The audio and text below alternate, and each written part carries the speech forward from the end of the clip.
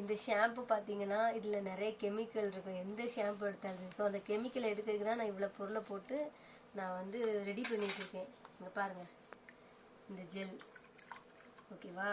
அதுக்கு என்னென்ன பொருள் வேணும்னா, சின்ன வெங்காயம், மெயின் வேப்பிலை நிறையா, அப்புறம் ஃப்ளாக்ஸி ஜெல் இருக்கு பாருங்க அது, அப்புறம் அரிசி, வெந்தயம், கருவேப்பிலை, அப்புறம் முருங்கைக்கீரையோட இலை இருக்குல்ல அது இருக்கணும்.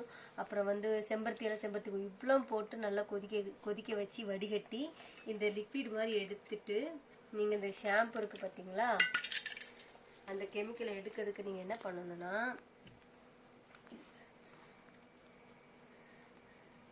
ஒரு அரை மணி நேரம் ஊற வச்சுருங்க, இல்லை 1/4 மணி நேரம். எந்த ஷாம்பாக இருந்தாலும் சரி. இது நல்லா அப்படி போட்டுட்டு முடி நல்லா அழகாக அடர்த்தியாக கருப்பாக நல்லா வளருங்க. இதில் ட்ரை பண்ண எனக்கு ரொம்ப நல்லா ரிசல்ட் தெரிஞ்சு.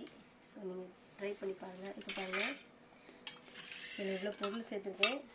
என்னை வந்து செம்பருத்தி இலை, செம்பருத்தி போடல. ஸோ இது பாருங்கள் எவ்வளோ லிக்விட் தண்ணி மாதிரி. இந்த ஃப்ளாக்ஸி ஜெல் போட்டால் ஜெல் மாதிரி இருக்குது பாருங்கள், வாசனையாக இருக்குது என் பொண்ணுக்கு. இது இப்படி போட்டுட்டு ஒரு 1/2 hour ஊற வச்சுட்டு குளிக்கணும். அடுத்தது இதுக்குள்ளே தண்ணி கலக்கக்கூடாது.